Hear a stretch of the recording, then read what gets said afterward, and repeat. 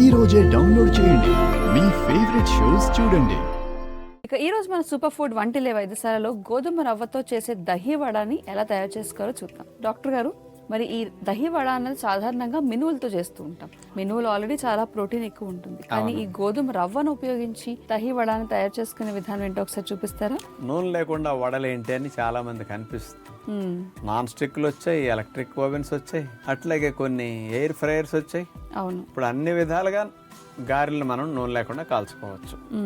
మరి ఎర్ర గోధుమ రవ్వను ఉపయోగించి చేసుకోవటం వల్ల కూడా వడలు స్పెషల్ టేస్ట్ వస్తాయి. వాటికి కొన్ని వెజిటబుల్ ముక్కలు, కొన్ని కొత్తిమీర, ఉల్లిపాయలు, పచ్చిమిరకాయ ముక్కలు ఇట్లాంటి స్పెషల్ గా వేసి మన పద్ధతిలో మేగడ వేసి ఈ వడలు కాల్చుకుని పెరుగు కాంబినేషన్ లో తింటే అసలు ఉప్పు లేని వడ అనే ఫీలింగ్ లేకుండా వడ చాలా బాగుంటుంది. అందుకని ఒట్టి వడ తిన్నా నూనె లేకుండా నాన్ స్టిక్ మీద కూడా చాలా బాగుంటుంది. పెరుగు వడ మరీ న్యాచురోపతి విధానంలో అయితే అస్సలు ఇబ్బంది లేకుండా అందరు బాగా తినగలుగుతారు.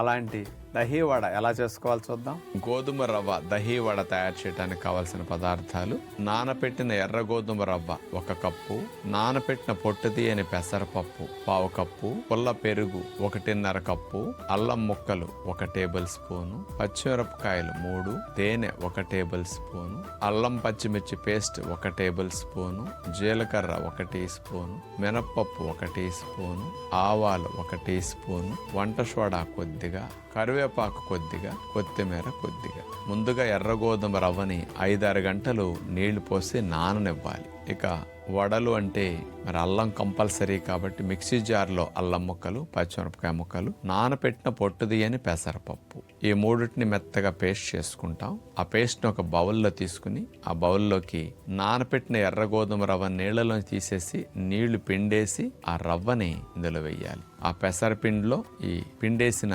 ఎర్ర గోధుమ రవ్వ వేసేసి కొత్తిమీర, కరివేపాకు, జీలకర్ర, వంట సోడా, నిమ్మరసం, తేనె కొద్దిగా చప్పదనం లేకుండా వడలు ఉండటం కోసం ఆ ఉప్పులేని లోటుని కవర్ చేయడానికి తేనె, నిమ్మరసం కాంబినేషన్. ఇక వడల పిండి అట్లా కలిపేసుకుని ముందుగా మరి నూనెలో వేయం కదా, ఇలా తయారు చేసుకున్న వడల పిండిని ఇడ్లీ పాత్రలో కాస్త మేగడ రాసేసి ఆ గుంటల్లో పలచగా వడలు అలా వేసేస్తాం. ఈ పాత్రని ఆవిరిలో పెట్టేసేసి వడల్ని అట్లా ఉడికించుకుంటాం. మూత పెట్టేసి ఉడకనివ్వాలి. ఒక 15 నిమిషాలు ఉడికిన తర్వాత చక్కగా ఉడికేసరికి గోధుమ రవ్వ అది ఉంది కదా పొంగుతాయి అన్నమాట. పెసరపప్పు అది ఉంది కదా, చిన్న సైజుగా మనం పిండి వేసిన కొంచెం పెద్ద సైజు వడల్లా పొంగి ఉంటాయి. అలా ఉడికిన వడల్ని పక్కన పెట్టేసి ఈలోపు ఒక బౌల్లో గట్టి పెరుగు తీసుకుని దాన్ని మెత్తగా ఉండలో గెడ్డలు లేకుండా పెరుగునట్లా బాగా అట్లా కలిపేసుకోవాలి. అందులో జీలకర్ర పొడి, అల్లం పచ్చిమిర్చి పేస్ట్, తేనె, వీటిని పెరుగులో కలిపేసేయాలి. ఈ పెరుగుకి తాలింపు పెట్టుకుంటాం.